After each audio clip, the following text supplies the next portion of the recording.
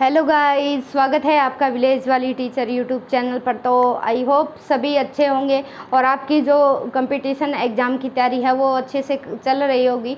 तो good morning all of you. हम ऋग्वेद पढ़ चुके थे हिस्ट्री ऑफ इंडिया के अंदर। चलिए अब बाकी जो 3 वेदाज बचे हैं उनके बारे में नॉर्मली डिस्कशन कर लेते हैं।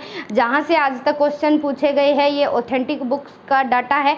तो चलिए शुरुआत करते हैं हम, और लाइक शेयर और सब्सक्राइब ज़रूर करके रखिए हमारे चैनल को, क्योंकि पर डे यहाँ जीएस और करंट अफेयर की क्लासें चलती है। और साथ ही साथ चंडीगढ़ पीआरटी के लिए टीचिंग एप्टीट्यूड कर रहे हैं हम रात को 8 बजे। ठीक है, तो बिल्कुल आसान भाषा में, बुक की लैंग्वेज से हट के बिल्कुल क्लास में ही आपको समझ में आ जाती है वो चीज़ें। तो चलिए बात करते हैं हम यजुर्वेद की।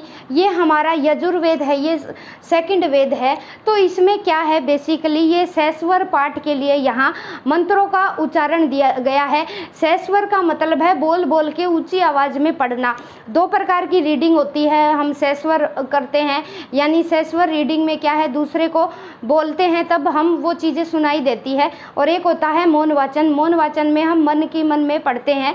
तो जो यजुर्वेद है हमारा, इसमें शैश्वर पाठ के लिए मंत्रों का उच्चारण दिया गया है। ठीक है, कि मंत्रों को हम लाउडली पढ़ रहे हैं। फिर दूसरे नंबर की मैं बात करूं, यहाँ बलि के अनुपालन के क्या है नियम बताए गए हैं। यहाँ की कोई भी बलि देनी है हमें तो उसके क्या नियम होने चाहिए, और इसको जो रीड करता है उसको, पाठकर्ता को क्या बोला गया है, अधर्व्यू बोला गया है। बेसिकली ये पंडित होते हैं, ब्राह्मण होते हैं। ठीक है, पंडित ये उस टाइम के वो है जो शास्त्रों का ज्ञान रखते हैं, जिनके पास ज्ञान है, ना कि जाति के आधार पर। ठीक है, ये बात याद रखेंगे। फिर क्या है, पाठ करता है वो अधर्व्यू होता है, ये ब्राह्मण होते थे बेसिकली। फिर क्या है, इसमें यज्ञों के नियमों व विधि विधानों का संकलन बताया गया है। ऐसे यज्ञ, ठीक है, ऐसे यज्ञ और ऐसे यजुर्वेद आप याद रख लेना। ठीक है, यज्ञों के नियमों एवं विधि विधानों का संकलन किया गया है। और सबसे वेरी वेरी इंपॉर्टेंट बात इसमें क्या है, गद्य शैली और पद्य शैली दोनों का समावेश है। ठीक है, गद्य और पद्य यानी कविता और पाठों के माध्यम से यहाँ लिखा गया है। ठीक है, दोनों का। फिर क्या है, बलिदान विधि का वर्णन है। और ये वेद क्या है, ये कर्म कांड प्रधान है, यानी हम यज्ञ करते हैं या बलि देते हैं, ये हमारे कर्मों के बेस के आधार पर है, ये कर्म कांड प्रधान है। और इसमें क्या है, विशिष्ट ऐतिहासिक घटना का उल्लेख नहीं मिलता। जैसे ऋग्वेद में कोई भी विशिष्ट ऐतिहासिक घटना क्या होती है, जैसे कोई पास्ट में ऐसी घटना घटी है जिसे हम आज भी याद रखते हैं, पढ़ते हैं। जैसे ऋग्वेद में हमने पढ़ा था कल की क्लास में, क्या था उसमें कि जो वामन अवतार है, भगवान विष्णु ने जो वामन अवतार लिया था, उसमें क्या है, वो विशेष ऐतिहासिक घटना थी। लेकिन यजुर्वेद में ऐसी कोई भी घटना का वर्णन हमें नहीं मिलता। और साथ ही साथ सामवेद में भी ऐसा कोई जिक्र नहीं है कि इतिहास में कोई ऐसी घटना घटी। जब ये यजुर्वेद और सामवेद लिखे जा रहे थे, जिनका उल्लेख इन दोनों में नहीं है, कोई भी विशेष घटना नहीं घटी यजुर्वेद और सामवेद के दौरान। अब वामन अवतार की बात करें हम, वामन अवतार में वो जो राजा थे वो उसका नाम था राजा बलि। ठीक है, और ये प्रहलाद के पोते थे। जो प्रहलाद का नाम तो सबने सुना ही होगा, ये हिरण्यकश्यप, ठीक है, हिरण्यकश्यप का बेटा था जो विष्णु भगवान का आराध्य भक्त था। और वो उसके पापा क्या है, उसे भगवान की आराधना नहीं करने दिया करते थे। तो उसी प्रहलाद का पोता था राजा बलि, जिसने तीनों लोकों को जीत लिया था। ये कहानी इसलिए बताई जा रही है ताकि आप एक दूसरे चीज़ों को रिलेट करके समझ में याद रख पाए। ठीक है, क्योंकि कहानियों के आधार पर हम हिस्ट्री समझेंगे तो वो लॉन्ग टाइम तक हमारे दिमाग में याद रहेगी और कभी नहीं भूलेंगे। ठीक है, तो फिर वो क्या हुआ, उन्होंने वामन अवतार, राजा बलि ने क्या है, यज्ञ करके और अपने कर्म करके तीनों लोगों को जीत लिया था।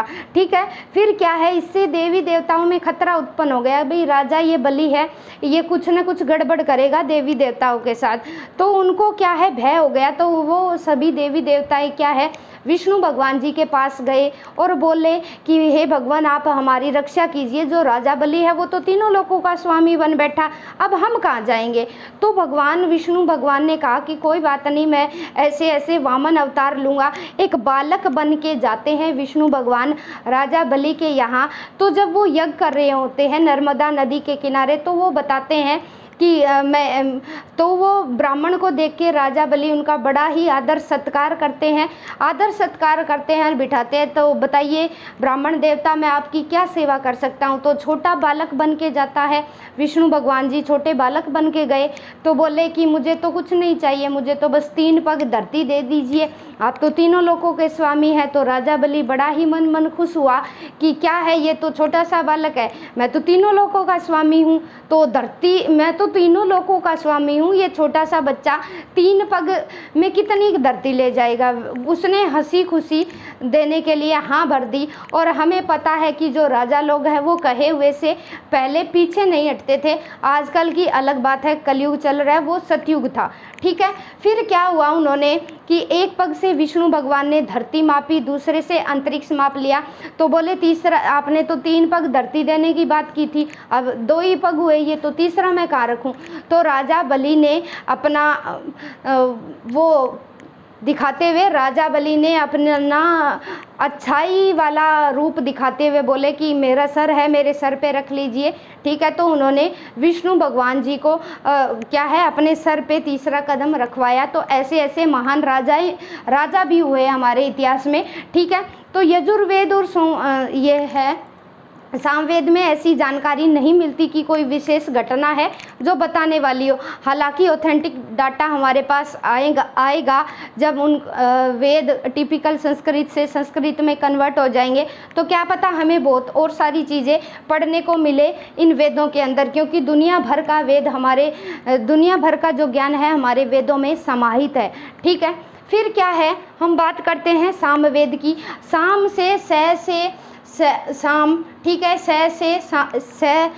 से याद रखोगे आप। सामवेद क्या है, इसमें क्या है, संगीत का जनक। सामवेद से संगीत का जनक, यानी जो भारतीय संगीत का जनक है ये हमारा सामवेद है। यहाँ साम का मतलब ही क्या है, गान, यानी ऐसी चीज़ें जो गाई जा सके, ठीक है। चाहे वो मंत्र है या कोई भी चीज़ है, भगवान की स्तुति है या आरतियाँ है, इसमें क्या है, यज्ञों के अवसर पर गाई जाने वाली ऋचाओं का समावेश है।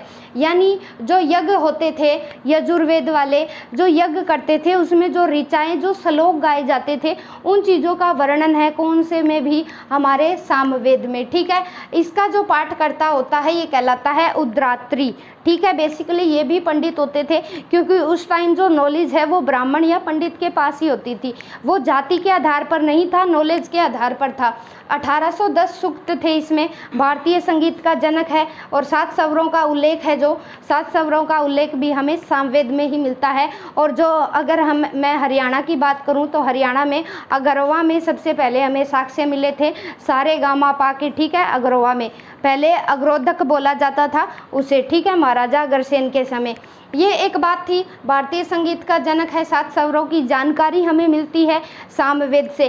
अब नेक्स्ट पढ़ते हैं हम, लास्ट वेद है हमारा अथर्ववेद, यानी तीनों से भिन्न है और अंतिम वेद है। इसमें क्या बताया गया है, यानी उस टाइम जो हमारे भारतीय जो प्राचीन जो लोग थे, वो जनसाधारण लोग क्या थे, वो कौन कौन से विश्वासों और अंधविश्वासों को मानते थे, ये बात थी, ठीक है। कौन से में, अथर्ववेद में। इसमें जनसाधारण के लोकप्रिय विश्वासों व अंधविश्वासों का वर्णन किया गया है अथर्ववेद में, ठीक है, कि लोग किस चीज़ पर विश्वास करते थे और किस चीज़ पर पूर्ण विश्वास करते थे, पूर्णतः अंधविश्वास करते थे। हालांकि विश्वास हमारा डगमगा जाता है, कई बार अच्छा होता है तो हम भगवान को मानते हैं कि है भगवान, कई बार बुरा होता है कि कहाँ है भगवान, तू इतना बुरा हो रहा है तो भगवान है ही नहीं। विश्वास हमारा डगमगा जाता है, लेकिन अंधविश्वास हमारे भारतीयों में कूट कूट के भरा हुआ है।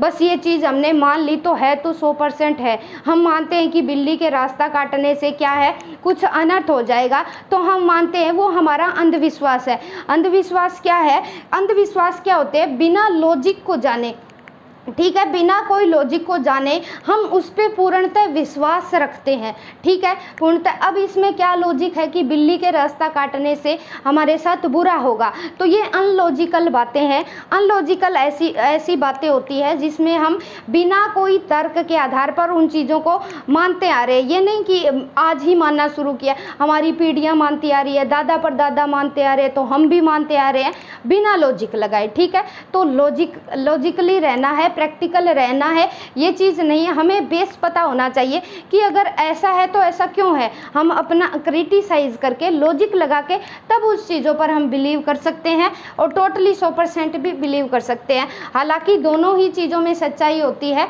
और वो क्या है, दोनों बातें लॉजिकल होनी चाहिए। विश्वास और अंधविश्वासों का वर्णन है ये अथर्ववेद में है भाई, याद रखेंगे।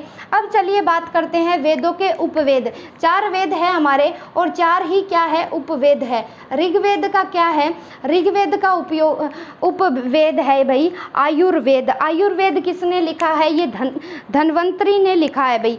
धन्वंतरी ने लिखा है जो किस पर बेस्ड है, चिकित्सा शास्त्र से संबंधित है, यानी जो आजकल की जो मेडिकल साइंस बोलते हैं, ठीक है, ये हमारी आयुर्वेद में भी लिखी हुई है, जो जड़ी बूटियों के माध्यम से किसी भी बीमारी का इलाज किया जाता था। लिखने वाले थे धन्वंतरी। धन्वंतरी का बर्थडे आता है धनतेरस के दिन, दिवाली से पहले, ठीक है, 2 दिन पहले।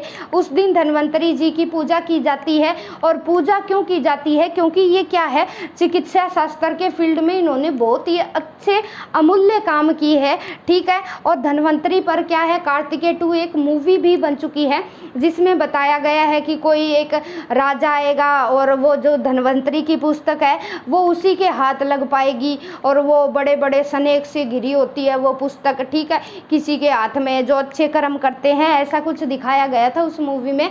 जो सांप, बहुत सारे सांप होते हैं लेकिन निकाल वही सकता है जो क्या है, पूर्व जन्म का राजा होता है या जो कोई धन्वंतरी से कोई रिलेशन से कनेक्टेड होता है, ठीक है। तो कार्तिकेय 2 मूवी भी बन चुकी है धन्वंतरी पर। ऐसा माना जाता है कि अगर वो बुक हमें मिल जाती है और हम पढ़ पाते हैं तो क्या है, जितनी भी धरती पे जितनी भी डिजीज़ है तो हमारे पास आने वाले समय में हर बीमारियों का इलाज होगा।